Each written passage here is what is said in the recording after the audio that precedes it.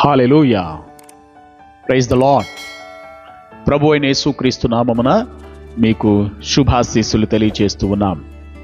దేవుని వాక్యము వినుట కొరకై మీకు స్వాగతం. ప్రతిదినం దేవుని వాక్యం మనకెంతో ఆశీర్వాదకరం. ఈరోజు కొరకైన దేవుని వాక్యం, సదాకాలము యెహోవా యందు నా గురి నిలుపుచున్నాను. ఆయన నా కుడి పార్శ్వమందు ఉన్నాడు గనుక నేను కదల్చబడను. ప్రియమైన వారలారా, మనము స్థిరంగా ఉండట కొరకు, కదల్చబడకుండా ఉండట కొరకు, ఒక బలమైనటువంటి స్థిరమైనటువంటి జీవితం కొనసాగించుట కొరకై ప్రభువు ఈరోజు ఒక చక్కని ఉపదేశాన్ని ఇస్తున్నాడు.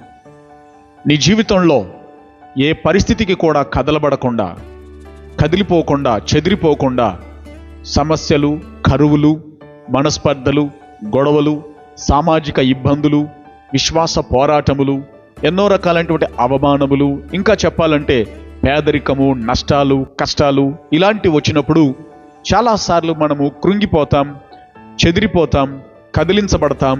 అవసరమైతే జీవితం అంతా కూడా అస్తవ్యస్తంగా మారి ఎక్కడికి వెళ్తున్నామో, ఏం చేస్తున్నామో తెలియక, వీలైతే లేదా ఇంకా కొన్ని సందర్భాల్లోనైతే మన విశ్వాసములోనే చేజారిపోయి దిగజారిపోయే పరిస్థితుల్ని మనం చూస్తాం.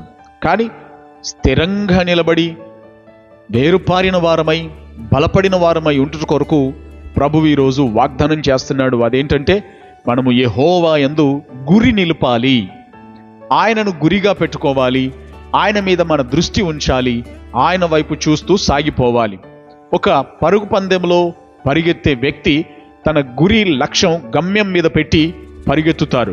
ఎవరు పడిపోతున్నారు, ఎవరు అరుస్తున్నారు, ఏం జరుగుతుందో దాన్ని పట్టించుకోరు, కానీ వారు చేరుకోవాల్సినటువంటి గురి వారి లక్ష్యంగా ఉంటుంది.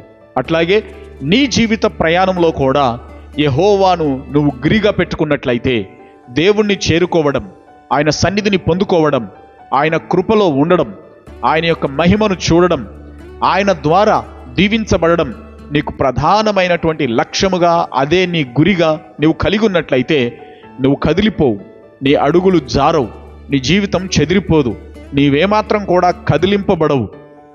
కాబట్టి ఈరోజు గుర్తుపెట్టుకో, నీవు స్థిరపడుట కొరకు ప్రభు ఒక అవకాశం ఇస్తున్నాడు.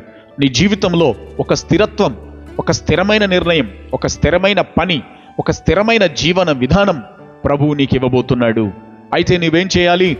దేవుణ్ణి గురిగా పెట్టుకో, ఆయన సన్నిధిని చేరాలి, ఆయన మహిమలోనికి మారాలి, ఆయన యొక్క ఉద్దేశాలు అనుసరించాలి, ఆయన ఉపదేశంలో నిలబడాలి, ఆయనను చేరుకొని చివరికి పరలోక రాజ్యంకు చేరుకోగలిగే ప్రయాణాన్ని నువ్వు ఎంచుకోగలిగితే నీ జీవితాన్ని స్థిరంగా నడిపించగల దేవుడు నీకు తోడుగా ఉంటున్నాడు. ఈరోజు నేను ఒక నూతన తీర్మానం చేయగలవా? నిన్ను స్థిరపరిచి దేవుడు నడిపించబోతున్నాడు.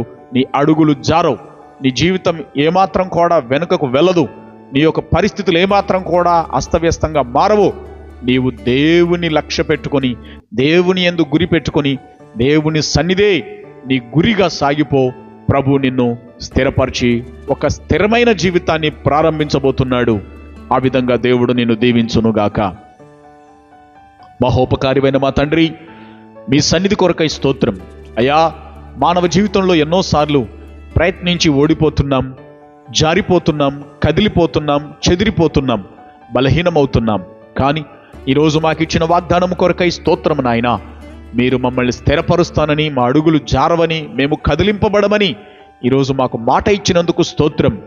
అలాగే మేమందరం కూడా మిమ్మల్ని గురిగా పెట్టుకొని సాగేటట్లు కృప సహాయం చేయండి. ఎవరెవరైతే ఈరోజు ఈ తీర్మానంతో ప్రార్థనలో ఏకీభవిస్తున్నారో, మిమ్మల్ని చేరడానికి, మీ కృప పొందడానికి, మీ సన్నిధిని చేరుకోవడానికి, మీ పరలోక రాజ్య నిత్యత్వమునకే మా యొక్క గమ్యమని తీర్మానం చేసుకున్నారో వారందరూ స్థిరముగా ఉందురుగాక, వారి జీవితాలు స్థిరపడునుగాక, చక్కని స్థిరపడినటువంటి కుటుంబ వ్యవస్థను వారు కలిగి ఉందురుగాక. అట్టి కృపతో నింపి ఈరోజే దాని కొరకు మొదటి అడుగులు వేసేటట్లు, దాంట్లో సాగేటట్లు, దాన్ని పొందుకోగలిగేటట్లు మీరు కృప దయచేయమని యేసు నామమున ప్రార్థిస్తున్నాను తండ్రి. ఆమెన్. విశ్వసించండి, ప్రభు మిమ్మల్ని స్థిరపరచబోతున్నాడు. God bless you.